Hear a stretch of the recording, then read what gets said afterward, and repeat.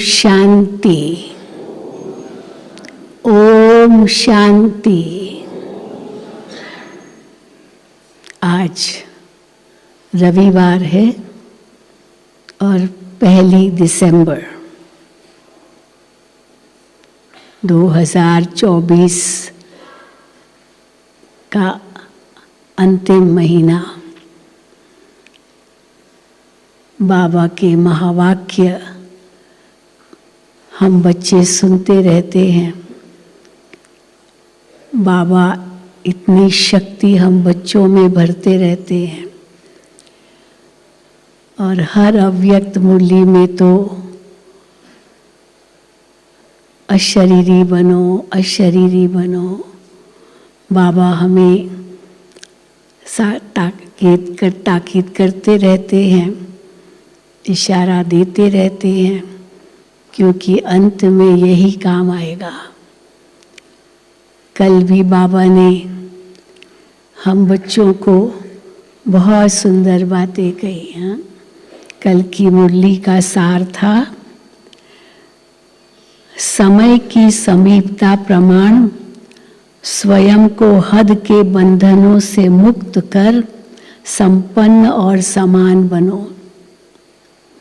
और ये मुरली थी 30/11/2005 की, 2005। और आज की जो मुरली है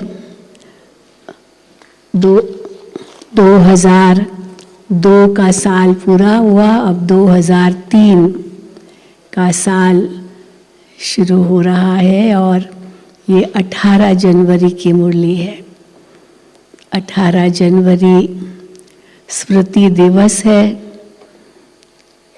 तो आज बाबा ने कहा केवल स्मृति दिवस नहीं, लेकिन साथ साथ समर्थी दिवस भी है, साथ साथ स्नेह का दिवस भी है। तो स्मृति, समर्थी और स्नेह, इन तीनों शब्दों के आधार पर अब बाबा की आज की मुरली है। तो हम सुनेंगे, काफी लंबी मुरली है। आज 1/12/2024 है और ये अव्यक्त मुरली है 18 जनवरी 2003 की मुरली। हेडिंग है, ब्राह्मण जन्म की स्मृतियों द्वारा समर्थ बन सर्व को समर्थ बनाओ। केवल स्मृति दिवस नहीं है, समर्थी दिवस भी है। और केवल ब्रह्मा बाबा की ही याद नहीं है, बाबा की स्मृति के साथ साथ बाबा ने हमें कितनी और स्मृतियां भी दिलाई है। तो आज उन स्मृतियों को भी हम याद करें, जिन स्मृतियों से फिर इतनी समर्थी आती है। तो बाबा ने स्मृति, समर्थी और स्नेह, इन तीनों शब्दों पर सारी मुरली चलाई है। तो ब्राह्मण जन्म की स्मृतियों द्वारा समर्थ बन सर्व को समर्थ बनाओ। ब्राह्मण जन्म की स्मृति। आज चारों ओर के सर्व स्नेही बच्चों के स्नेह के मीठे मीठे याद के भिन्न भिन्न बोल, स्नेह के मोती की मालाएं बाप दादा के पास अमृत वेले से भी पहले पहुंच गई। 18 जनवरी 4 बजे अमृत वेला करते, उसके पहले ही बच्चे उठ गए और बच्चों ने स्मृति की मालाएं पहनाई, स्नेह की मालाएं पहनाई बाबा को। तो भिन्न भिन्न बोल, स्नेह के मोती की मालाएं बाप दादा के पास अमृत वेले से भी पहले पहुंच गई। बच्चों का स्नेह बाप दादा को भी स्नेह के सागर में समा लेता है। बाप दादा ने देखा हर एक बच्चे में स्नेह की शक्ति अटूट है। 18 जनवरी तो विशेष दिन होता है और उस दिन बाबा के प्रति स्नेह की शक्ति अटूट अनुभव होती है। ये स्नेह की शक्ति हर बच्चे को सहयोगी बना देती है, हर बच्चे को सहयोगी बना रही है। कैसे सहयोगी बना रही है? स्नेह की शक्ति हर बच्चे को सहयोगी बना रही है। स्नेही बनते हैं तो सहयोगी भी बनते हैं। स्नेह के आधार पर सर्व आकर्षणों से उपराम हो आगे बढ़ रहे हैं। ऐसा एक बच्चा भी नहीं देखा। बाबा ने सब बच्चों को देखा सुबह सुबह, एक बच्चा भी नहीं देखा ऐसा जिसको बाप दादा द्वारा या विशेष आत्माओं द्वारा न्यारे और प्यारे स्नेह का अनुभव न हो। सभी ने स्नेह का अनुभव तो किया है ना, बाप दादा से स्नेह, दादियों से स्नेह, दैवी परिवार से स्नेह, ये स्नेह का अनुभव बाबा कहते हैं ऐसा कोई भी नहीं होगा जिसने ये स्नेह का अनुभव नहीं किया हो। हरेक ब्राह्मण आत्मा का ब्राह्मण जीवन का आदि काल स्नेह की शक्ति द्वारा ही हुआ है। कैसे बने बाबा के? स्नेह की शक्ति द्वारा ही जन्म हुआ। ब्राह्मण जन्म की यह स्नेह की शक्ति वरदान बन आगे बढ़ा रही है। तो आज का दिन विशेष बाप और बच्चों के स्नेह का दिन है। हरेक ने अपने दिल में स्नेह के मोतियों की बहुत बहुत मालाएं बाप दादा को पहनाई और शक्तियां आज के दिन मर्ज है। बाकी जो शक्तियां वो आज के दिन मर्ज है, लेकिन स्नेह की शक्ति मर्ज है। 18 जनवरी पर और कुछ याद नहीं आता, बस बाबा से जो स्नेह मिला है और वो स्नेह अनुभव कर रहे हैं और बाबा के प्रति वो स्नेह प्रकट कर रहे हैं। तो और सब शक्तियां मर्ज है, लेकिन स्नेह की शक्ति मर्ज है।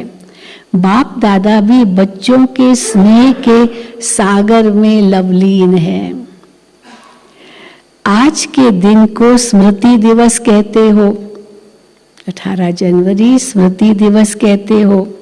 स्मृति दिवस सिर्फ ब्रह्मा बाप के स्मृति का दिवस नहीं है। तो किस बात का स्मृति दिवस है?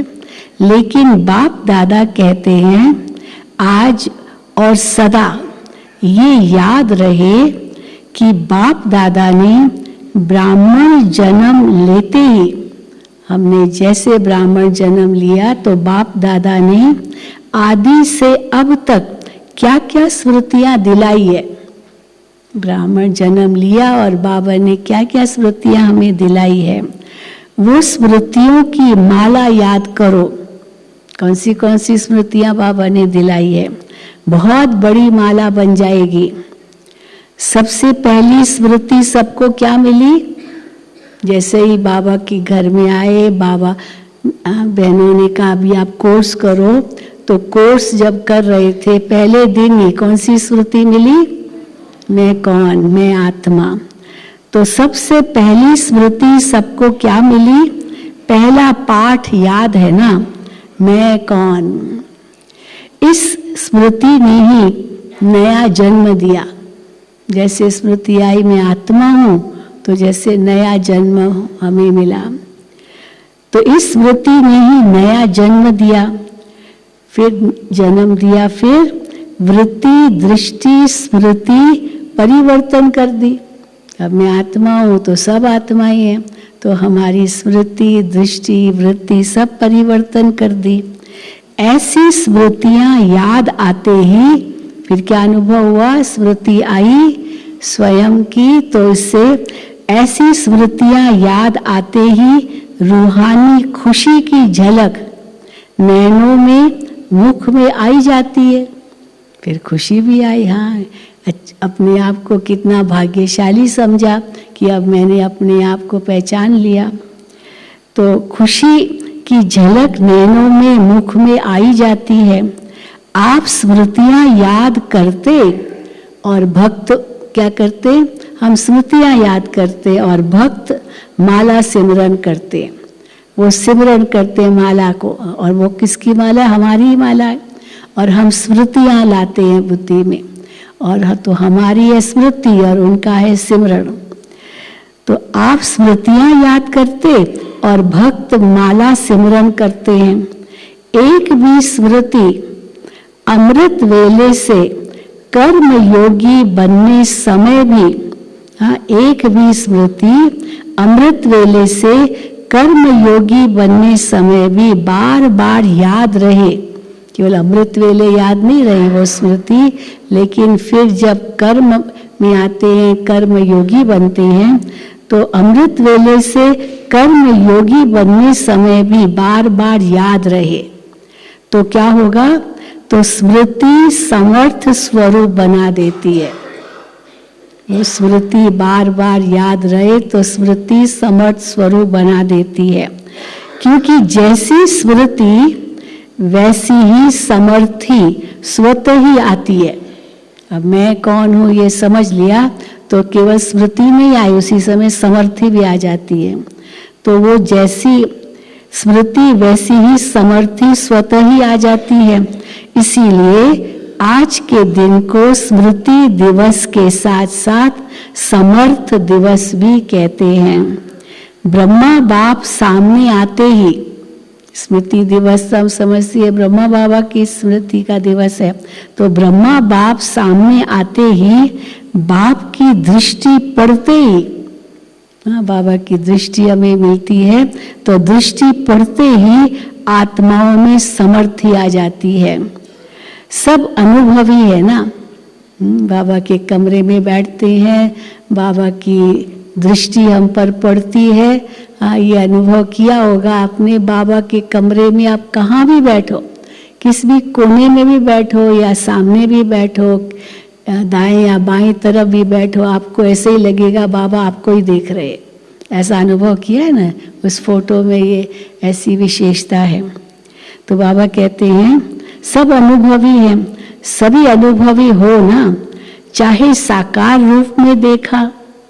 साकार बाबा तो जैसे बच्चों से मिलते थे पहले तो इतनी पावरफुल दृष्टि देते थे, तो जैसे साकार रूप में देखा, फिर चाहे अव्यक्त रूप की पालना से पलते अव्यक्त स्थिति का अनुभव करते हो।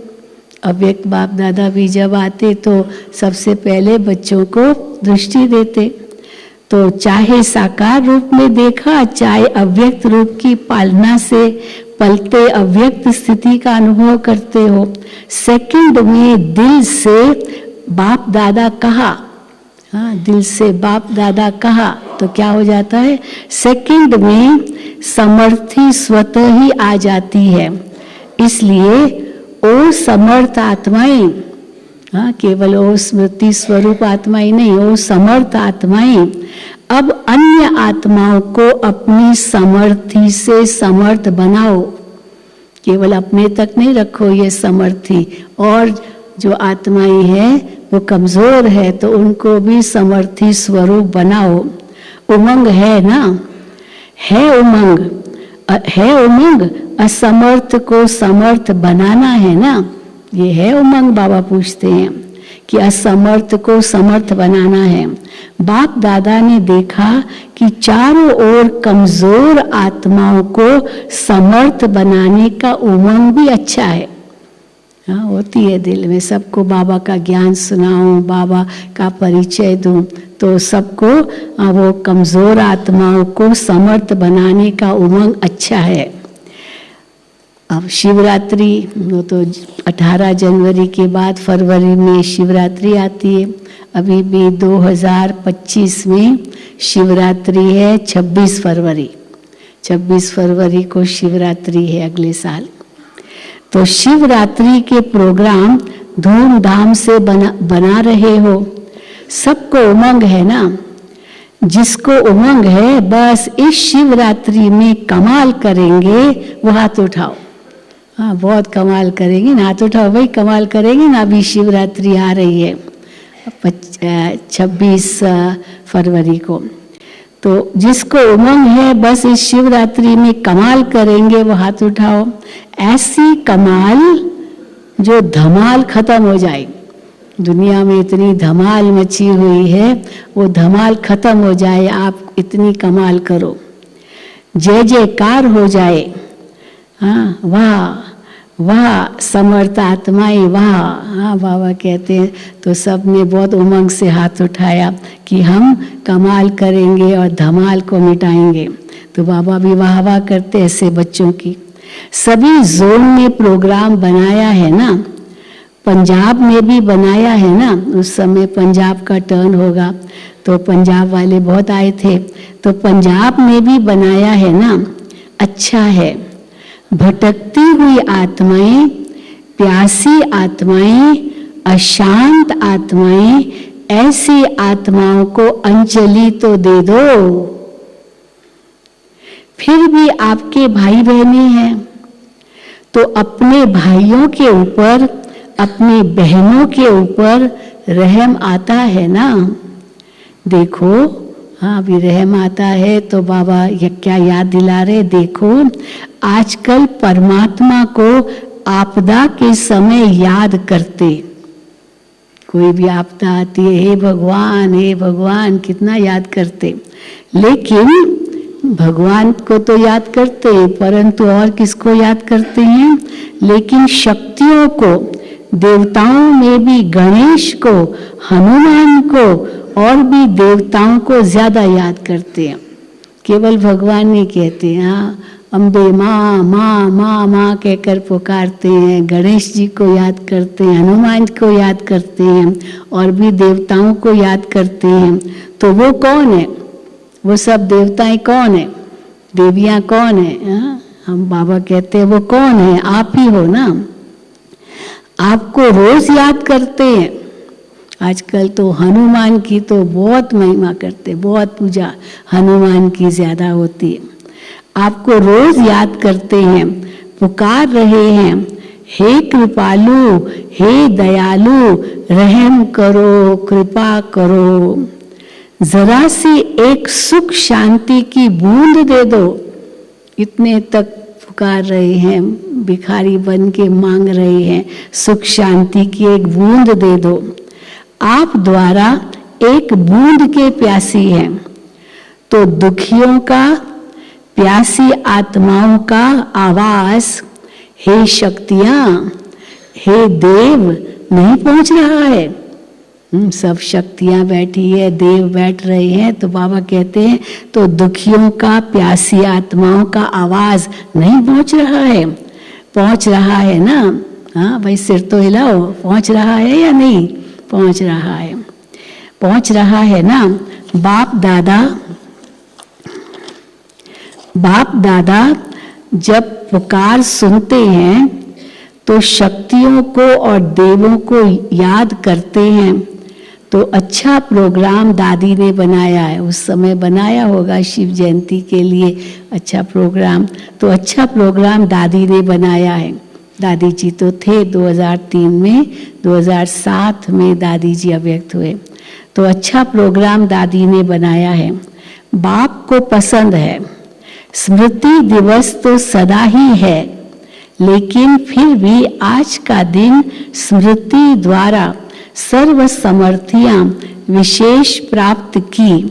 अब कल से शिवरात्रि तक, कल से 18 जनवरी हुई और फिर 19 जनवरी से, कल से शिवरात्रि तक बाप दादा चारों ओर के बच्चों को कहते कि यह विशेष दिन, यही लक्ष्य रखो। अभी भी शिवरात्रि आ रही है तो बाबा कहते आज से शिवरात्रि तक क्या विशेष ध्यान, विशेष दिन। तो बाबा कहते हैं शिवरात्रि तक बाप दादा चारों ओर के बच्चों को कहते हैं कि यह विशेष दिन, यही लक्ष्य रखो कि ज्यादा से ज्यादा आत्माओं को मनसा द्वारा, वाणी द्वारा व संबंध संपर्क द्वारा किसी भी विधि से संदेश रूपी अंजलि जरूर देनी है। अपना उल्हेना उतार दो। नहीं तो बहुत उलझने मिलेंगे। आपने हमको बताया क्यों नहीं ना, तो अपना उलझना उतार दो। बच्चे सोचते हैं अभी विनाश की डेट तो दिखाई नहीं देती है, तो कभी भी उलझना पूरी कर लेंगे। अभी तो कहाँ विनाश होना, अभी तो बहुत टाइम पड़ा है, तो हम कभी भी ये उलझना पूरा कर देंगे। लेकिन नहीं, अगर अभी से उलझना पूरा नहीं करेंगे तो ये भी उलझना मिलेगा, अंत में भी उलझना मिलेगा। अभी उलझना पूरा नहीं करेंगे तो अंत में भी क्या उलझना मिलेगा कि आपने हमको पहले क्यों नहीं बताया। अभी जब खत्म हो रहा है सारा खेल, आप तब बता रहे हो, तो तभी भी उलझना मिलेगा। अभी भी नहीं देंगे तो उलझना मिलेगा। आप हमको क्यों नहीं बता रहे हो। कई ऐसे अनुभव सुनाते हैं कि हम तो ज्ञान में चलने लगे लेकिन घर में किसी को नहीं बताया, तो अचानक किसको मालूम पड़ गया कि मैं वहाँ जाता हूँ, तो फिर वो भी जाने लगा। तो फिर अपने भाई को कहा जो पहले जाता था, आपने मुझे पहले क्यों नहीं बताया। तो देखो अभी भी उलझने मिल रहे हैं, अंत में तो क्या नहीं उलझने मिलेंगे। तो बाबा कहते हैं, हाँ, तो बाबा कहते हैं तो ये भी उलझना मिलेगा कि आपने पहले क्यों नहीं बताया। हम भी कुछ तो बना देते, अभी तो टू लेट हो गया, उस समय क्या बनाएंगे, अंत में देंगे उनको तो संदेश। हम भी कुछ तो बना देते, फिर तो सिर्फ अहो प्रभु ही कहना पड़ेगा उनको। इसलिए उन्हें भी कुछ न कुछ तो वर्षे की अंजलि लेने दो, उन्हों को भी कुछ समय दो, एक बूंद से भी प्यास तो बुझाओ। प्यासे के लिए एक बूंद भी बहुत महत्व वाली होती है, बहुत प्यासा हो, हाँ, और उसको अगर एक बूंद भी देंगे तो भी वो आपको धन्यवाद देगा, एक बूंद ही लेकर। तो प्यासे के लिए एक बूंद भी बहुत महत्व वाली होती है। तो यही प्रोग्राम है ना कि कल से लेकर बाप दादा भी हरी झंडी नहीं, जो प्रोग्राम बना है उसके लिए बाबा केवल हरी झंडी नहीं दे रहे हैं, नगाड़ा बजा रहे हैं। नगाड़ा बजाओ, नगाड़ा मालूम क्या था, बड़े बड़े ढोल होते हैं, जोर जोर से पीटते, हाँ वो नगाड़े। तो नगाड़ा बजा रहे हैं कि नगाड़ा बजा रहे हैं कि आत्माओं को, हे तृप्त आत्माएं, आप सब तृप्त आत्माएं हो, तो वो जो आत्माएं अतृप्त है, तो आत्माओं को हे तृप्त आत्माएं संदेश दो, संदेश दो। कम से कम शिवरात्रि पर बाप के बर्थडे का मुख तो मीठा करे कि हाँ हमें संदेश मिल गया। ये दिल खुश मिठाई सभी को सुनाओ। वो शिव का संदेश पर एक छोटी पुस्तिका भी बनी थी, छोटी बुकलेट, हम तो देखते थे, बस कितना बांटते रहते थे सबको, ताकि थोड़ा बहुत तो पढ़े भगवान का संदेश। तो बाबा कहते हैं ये दिल खुश मिठाई सभी को सुनाओ, खिलाओ। साधारण शिवरात्रि नहीं मनाना, कुछ कमाल करके दिखाना। उमंग है, पहली लाइन को है, अब पहली लाइन में तो सब दादियां बैठे, वरिष्ठ भाई बहनें बैठे, पहली लाइन को है बहुत धूम मचाओ। कम से कम ये तो समझे कि शिवरात्रि का इतना बड़ा महत्व है, हमारे बाप का जन्मदिन है, सुन के खुशी तो मनाए।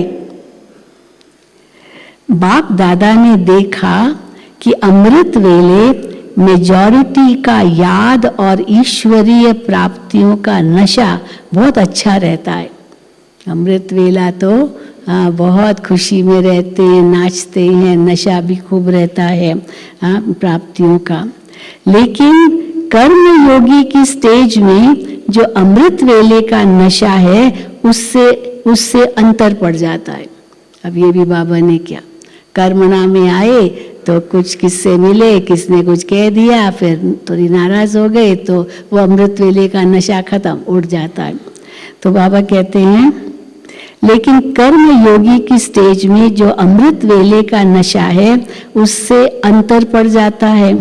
कारण क्या है, नशे में अंतर क्यों पड़ जाता है जब कर्म योग की स्टेज में आते हैं। कर्म करते सोल कॉन्शियस और कर्म कॉन्शियस दोनों रहते हैं। मैं आत्मा हूँ ये तो समझते हैं, लेकिन कर्म पर ज्यादा जोर देते हैं तो कर्म कॉन्शियस भी हो जाते हैं। इसकी विधि है, हाँ, कारण क्या है? कर्म करते सोल कॉन्शियस और कर्म कॉन्शियस दोनों रहता है। तो इसकी विधि है कर्म करते, अब क्या करो, जो वो सवेरे वाला नशा कम न हो बाद में, तो इसकी विधि है कर्म करते मैं आत्मा। कौन सी आत्मा? वही नशा रहे में, कौन सी आत्मा वो तो जानते ही हो। तो जो भिन्न भिन्न आत्मा के स्वमान मिले हैं, ऐसी आत्मा करावन हार होकर इन कर्म इंद्रियों द्वारा कर्म कराने वाली हूं। ये कर्म इंद्रियां कर्मचारी है, लेकिन कर्मचारियों से कर्म कराने वाली मैं करावनहार हूं, न्यारी हूं। क्या लौकिक में भी अभी ये अनुभव आप करो, कर्म करते हुए भी मैं आत्मा करावनहार इन कर्म इंद्रियों से करा रही हूं। तो बाबा मिसाल देते हैं, क्या लौकिक में भी डायरेक्टर, अगर कोई डायरेक्टर है, अपने साथियों से निमित्त सेवा करने वालों से सेवा कराते, डायरेक्शन देते, ड्यूटी बजाते, क्या ये भूल जाता है कि मैं डायरेक्टर हूं? मुझे सबको देना है, क्या क्या काम करना है मुझे सबको बताना है, क्योंकि वो डायरेक्टर है, वो मुख्य है, तो इसलिए वो भूल थोड़ी जाता है कर्म करते हुए। तो डायरेक्शन देते, सेवा करते, ड्यूटी बजाते भूल जाता है क्या कि मैं डायरेक्टर हूं? तो अपने को करावनहार शक्तिशाली आत्मा हूं, ये समझकर कार्य कराओ अपनी इंद्रियों से। ये इंद्रियां आपकी करनहार है और आप करावनहार हो। ये आत्मा और शरीर, वो करनहार है शरीर, और ये करावनहार है आत्मा। ये स्मृति मर्ज हो जाती है जब कर्म योगी बनते हो, ये स्मृति मर्ज हो जाती है। आप सबको, पुराने बच्चों को मालूम है, हमारी दादियों ने ये सब अनुभव किया कि पुराने बच्चों को मालूम है कि ब्रह्मा बाप ने शुरू शुरू में क्या अभ्यास किया। बताते भी है ना, शुरू शुरू में बाबा ने क्या अभ्यास किया। एक डायरी देखी है ना, अब दो प्रकार की डायरियां, एक तो शिव बाबा की प्रवेशता के बाद डायरी, और दूसरी शिव बाबा की प्रवेशता से पहले जो बाबा लौकिक में भक्ति में थे वो डायरी। यहाँ दोनों आपको पता तो होगा ही, तो बाबा बस का बताते हैं। एक डायरी देखी ना, सारी डायरी में एक ही शब्द, मैं भी आत्मा, जशोदा भी आत्मा, ये बच्चे भी आत्मा। डायरी में भी लिखते थे और दीवारों पर भी लिखते थे, मैं आत्मा, यशोदा बाबा की लौकिक युगल वो भी आत्मा, और बाबा की बहू थी राधिका, बहुत सुंदर थी राधा दादी जो थी, ब्रिज इंदिरा दादी, उनको अलौकिक नाम मिला, वो महाराष्ट्र जोन की इंचार्ज थे। तो लौकिक में बहू थी बाबा की, बहुत सुंदर थी, और बाबा उनको जैसे अपना वो बताते ना, जैसे कोई किसी को सैंपल दिखाना होता है तो वो सैंपल कितना सुंदर होता है। तो बाबा अपने बहू को वो सारे जो गहनों के हार, हीरे जवाहरातों के गहनों के हार उनको पहना करके ले जाते थे राजाओं के पास, रानियों को। तो वो रानियों को दिखाती थी कि ऐसे ऐसे हमारे पास जेवर है। तो रानियां कहती हमको ऐसा ही चाहिए, ऐसे ही जेवर चाहिए, हीरों के जेवर। तो रानियां तो उस समय वो राजाई तो बहुत थे ना, तो इनको बाबा भेजते थे। तो बाबा कहते हैं, तो डायरी देखी थी ना शायरी, तो फिर उनको जब बाबा में परिवर्तन आया तो राधिका, इसमें बहुत मोह था बाबा का, उनको भी कैसे आत्मा रूप में देखना है, ये बाबा ने अभ्यास किया। तो यशोदा आत्मा है, राधिका आत्मा है, ये आत्मा है, तो बाबा ने ऐसी प्रैक्टिस की।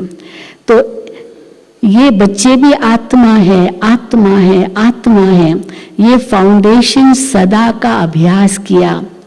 तो ये पहला पाठ, मैं कौन, इसका बार बार अभ्यास चाहिए, चेकिंग चाहिए। ऐसे नहीं मैं तो हूं ही आत्मा, बस कह दिया मैं तो हूं ही आत्मा। अनुभव करे कि मैं आत्मा करावनहार बन कर्म करा रही हूं। करनहार अलग है, करावनहार अलग है। ब्रह्मा बाप का दूसरा अनुभव भी सुना है। मंत्री को क्या कहा, हे मन मंत्री, तुम्हारे सब कर्मचारी ठीक हैं, तुम्हारा कहना मानते हैं। हाँ, ये बाबा ने ज्ञान में मिलने से पहले डायरी में लिखा था। तो ब्रह्मा बाप का दूसरा अनुभव भी सुना है कि ये कर्म इंद्रियां कर्मचारी है। तो रोज रात को कचहरी सुनी है ना, रोज रात को बाबा ये डायरी लिखते थे। तो हाँ, कचहरी करते थे अपने साथ ही, हे मन मंत्री आज कैसा रहा सारा दिन। तो आपके कर्मचारी ठीक काम कर रहे थे। तो बाबा कहते हैं तो मालिक बन इन कर्म इंद्रियों रूपी कर्मचारियों से हाल पूछा है ना। तो जैसे ब्रह्मा बाप ने यह अभ्यास फाउंडेशन बहुत पक्का किया, इसलिए जो बच्चे लास्ट में भी साथ रहे। अब अंत क्या दृश्य, जब बाबा अव्यक्त हो रहे थे तो दादी जी बाबा के सामने थे और बाबा की आंखें बंद थी, पलंग पर बैठे थे बाबा, आंखें बंद और हाथ ऐसे। और अचानक दादी को ख्याल आया उस समय कि अभी तो 9 भी नहीं बजे हैं, क्योंकि सब 1 घंटा पहले हो गया, अभी तो 9 भी नहीं बजे, मैं बाबा को गुड नाइट करने जाऊं। तो दादी को जरा भी ये भनक नहीं थी कि कोई बाबा अभी शरीर छोड़ेंगे। तो वो तो ऐसे ही बैठे थे बाबा, और बिल्कुल अशरीरी होकर के बैठे थे। और दादी जी पहुँचे, बाबा बाबा, बाबा ने आंखें नहीं खोली। और उसी समय दादी ने जैसे बाबा के हाथ पकड़े, बाबा, और उस समय बाबा ने आंखें खोली और बाबा की दृष्टि दादी की दृष्टि पर, दृष्टि और हाथ बस वो ही सामने, और उसी समय आत्मा उड़ गई। हाँ, बाबा अव्यक्त हो गए। तो बाबा वही बता रहे हैं, इसलिए जो बच्चे लास्ट में भी साथ रहे उन्होंने क्या अनुभव किया कि बाप कार्य करते भी, शरीर में होते हुए भी अशरीरी स्थिति में चलते फिरते अनुभव होता रहा। सारा दिन बाबा उसी अशरीरी स्थिति में थे, सब काम भी किया, न्यारे प्यारे भी रहे, लेकिन कभी ये भनक भी नहीं आने दी कि भाई आज कोई जैसे बाबा व्यक्त होंगे। और सवेरे सवेरे बाबा को थोड़ा एक शॉर्ट हार्ट अटैक आया भी था, लेकिन और उस समय दादी जी सवेरे गई थी और बाबा को कहा, बाबा बहुत ठंडी है, 18 जनवरी तो बहुत ठंडी थी, बाबा आप बाहर मत निकलो कमरे से, मैं ही जा करके सबको दृष्टि दे के आ जाऊंगी। दादी जी वहीं थे। तो बाबा ने कहा ठीक है, चेस्ट पेन तो होगा ज़रूर, लेकिन बाबा तो हल्के रहे, न्यारे रहे। तो न्यारेपन में तो उसी स्थिति में बाबा नहीं गए बाहर। तो फिर सारा दिन बाबा ने बहुत कुछ काम किया, पत्र लिखे, सब कुछ किया। दादी जी को सारे जो स्टोर्स है वो दिखाए। दादी जी वहाँ तो रहते नहीं थे मधुबन में, वो तो बॉम्बे में रहती थी। बॉम्बे से आई थी दादी जी, 13 तारीख को आई थी पार्टी लेकर, कुछ विदेश के मेहमान थे तो उनको लेकर के आई थी, और 17 तारीख को जा रही थी वापस, बाबा ने उनको रोक दिया। तो देखो दादी जी उनके सामने थी। तो बाबा कहते तो बाप कार्य करते भी, शरीर में होते हुए भी अशरीरी स्थिति में चलते फिरते अनुभव होता रहा। चाहे कर्म का हिसाब किताब भी चुकतू करना पड़ा, सारा दिन वो हिसाब किताब तो चुकतू कर रहे होंगे, लेकिन साक्षी हो, न स्वयं कर्म के हिसाब के वश रहे, न औरों को कर्म के हिसाब किताब चुकतू होने का अनुभव कराया। किसी को जरा भी संकल्प नहीं आया कि ऐसे बाबा चले जाएंगे। आपको मालूम पड़ा, बाबा दादी जी को देख कर कह रहे हैं, आपको मालूम पड़ा कि ब्रह्मा बाबा अव्यक्त हो रहा है। भले सामने भी खड़ी रही, बाबा बैठे थे, आंखें बंद थी। उस समय का जो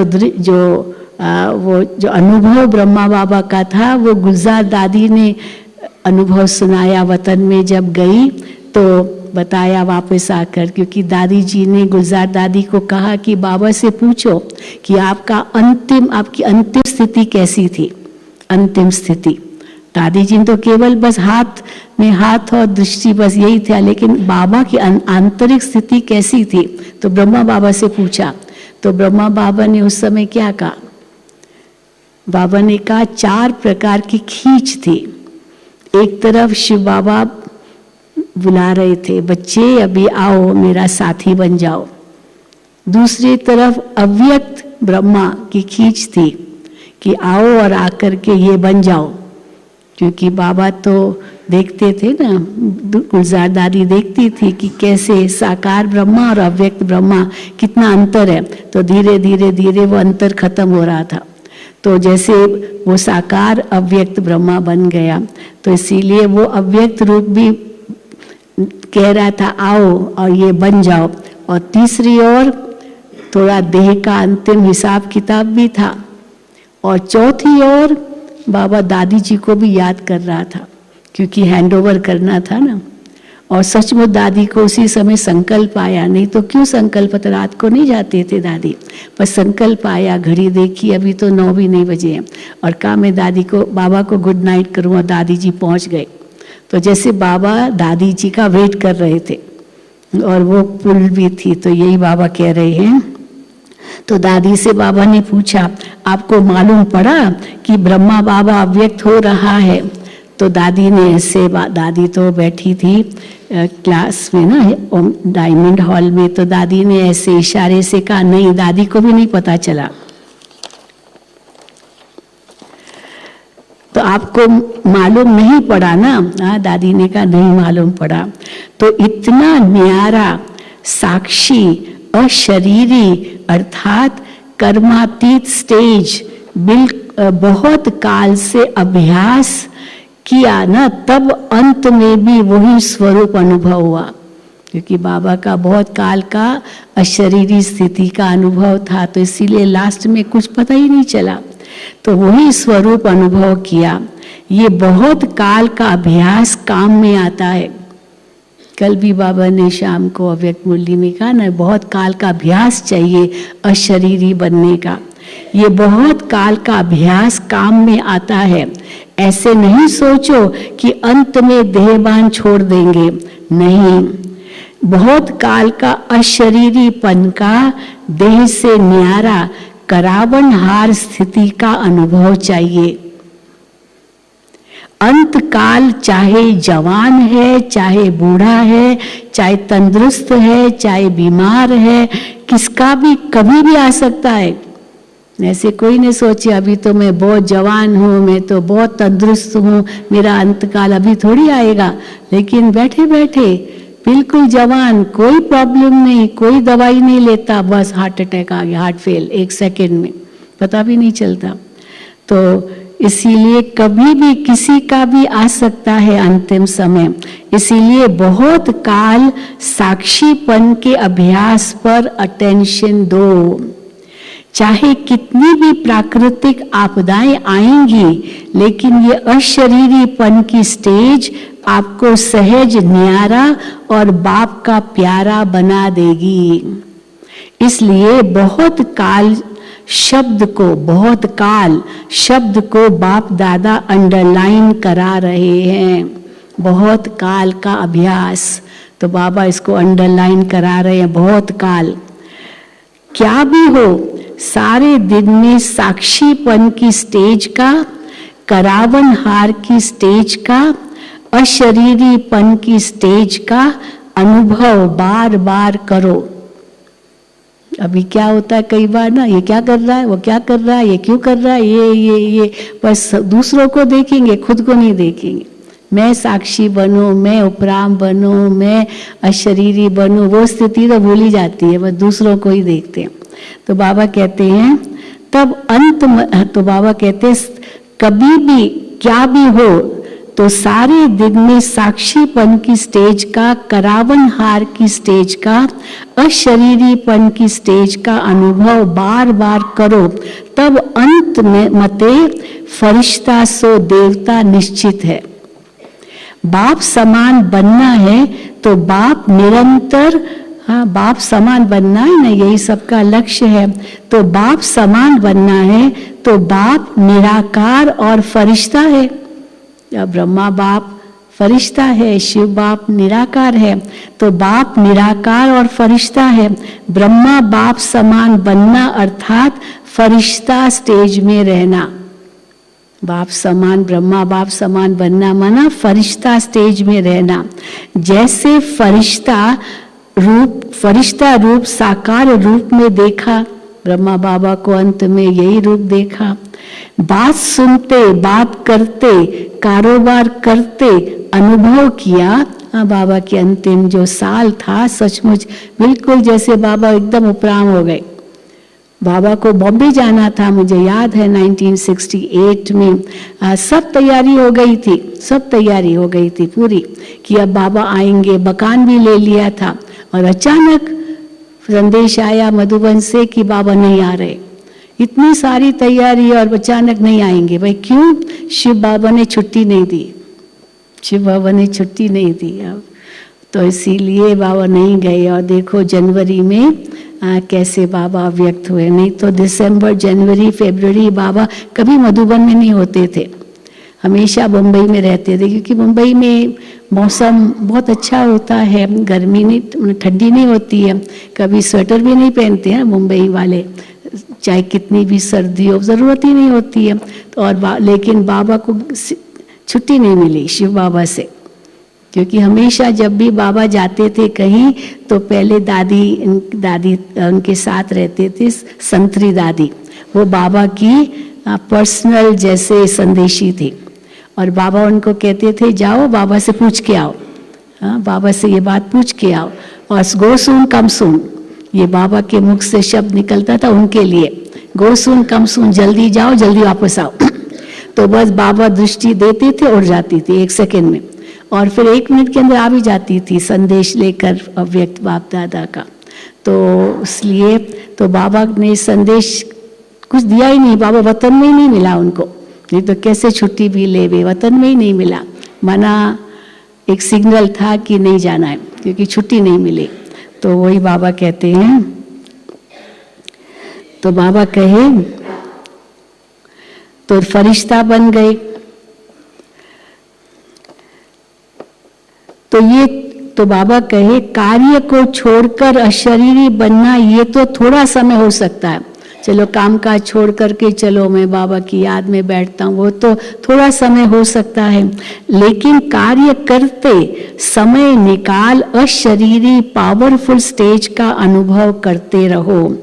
आप सब फरिश्ते हो, बाप द्वारा इस ब्राह्मण जीवन का आधार ले, आप फरिश्ते हो, इस ब्राह्मण जीवन का आधार ले संदेश देने के लिए साकार में कार्य कर रहे हो।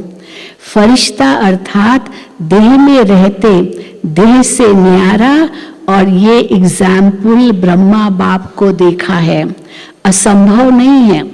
ब्रह्मा बाबा कर सके तो हम क्यों नहीं कर सकते? बाबा कहते असंभव नहीं है, देखा अनुभव किया। जो भी निमित्त है, चाहे अभी विस्तार ज्यादा है, उस समय इतना नहीं था, अभी तो विस्तार बहुत हो गया है, लेकिन जितनी ब्रह्मा बाप की नई नॉलेज, जितनी ब्रह्मा बाप की नई नॉलेज, नई जीवन, नई दुनिया बनाने की जिम्मेदारी थी, कितनी जिम्मेदारी थी ब्रह्मा बाबा को, इतनी अभी किसकी भी नहीं है जितनी ब्रह्मा बाबा की जिम्मेदारी थी। तो सबका लक्ष्य है ब्रह्मा बाप समान बनना अर्थात फरिश्ता बनना, शिव बाप समान बनना अर्थात निराकार स्थिति में स्थित होना। तो दोनों के समान बनना है। मुश्किल है क्या? बाप और दादा से प्यार है ना, तो जिससे प्यार है उस जैसा बनना, जब संकल्प भी है कि बनना है, बाप समान बनना ही है, तो कोई मुश्किल नहीं। सिर्फ बार बार अटेंशन चाहिए। साधारण जीवन नहीं है। साधारण जीवन जीने वाले तो बहुत है दुनिया में, साधारण जीवन ही जीते हैं। आप तो साधारण नहीं हो। बड़े बड़े कार्य करने वाले भी बहुत हैं, लेकिन आप जैसा कार्य आप ब्राह्मण आत्माओं के सिवाय और कोई नहीं कर सकता। तो आज स्मृति दिवस पर बाप दादा समानता में समीप आओ, समीप आओ, समीप आओ, किसमें? समानता में का वरदान दे रहे हैं। सभी हद के किनारे, चाहे संकल्प, चाहे बोल, चाहे कर्म, संबंध, संपर्क, कोई भी हद का किनारा, अपने मन की नैया को इन हद के किनारों से मुक्त कर दो। अंडरलाइन। अभी से जीवन में रहते ऐसे जीवन मुक्ति का अलौकिक अनुभव बहुत काल से करो। अच्छा, अब याद प्यार। चारों ओर के बच्चों के पत्र बहुत मिले हैं, बहुत पत्र आए थे बच्चों के, और मधुबन वालों की क्रोध मुक्त की रिपोर्ट। बाबा ने सबको कहा था ना, क्रोध मुक्त, इस साल क्रोध मुक्त का साल था, तो वो क्रोध मुक्त की रिपोर्ट भी बाबा को भेजी थी। और मधुबन वालों की क्रोध मुक्त की रिपोर्ट समाचार भी बाप दादा के पास पहुंचा है। बाप दादा हिम्मत पर खुश है और आगे के लिए सदा मुक्त रहने के लिए सहन शक्ति का कवच पहने रखना।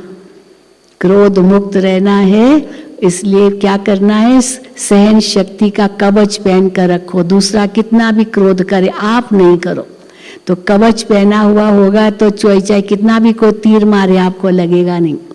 हाँ, कवच पहनते हैं ना, वो इसको वो आर्मर कहते हैं, तो इंग्लिश में जो पहले योद्धे पहनते थे। तो बाबा कहते थे, तो सहन शक्ति का कवच पहन के रखना, तो कितना भी कोई प्रयत्न करेगा लेकिन आप सदा सेफ रहेंगे।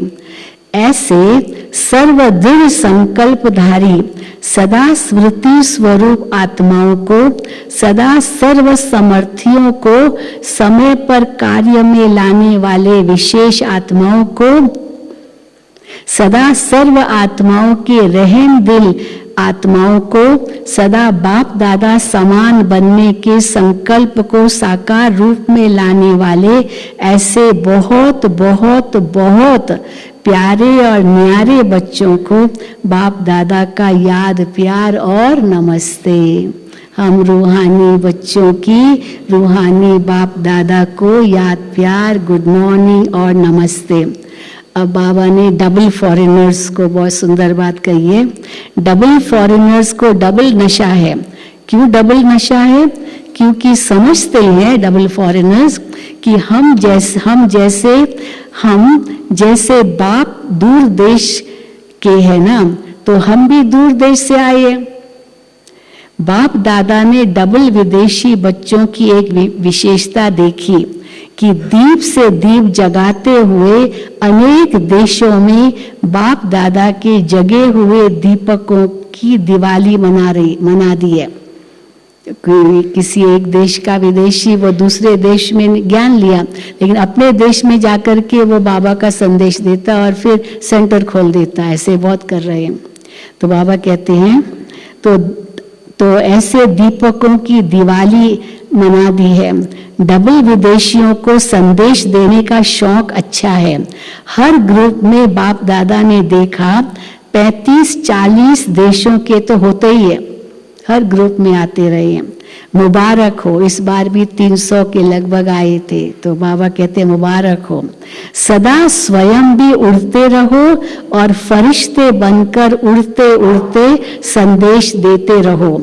अच्छा है, आप 35 देश वालों को बाप दादा ने, आप 35 देश वालों को बाप दादा नहीं देख रहा है, और भी देश वालों को आपके साथ देख रहे हैं।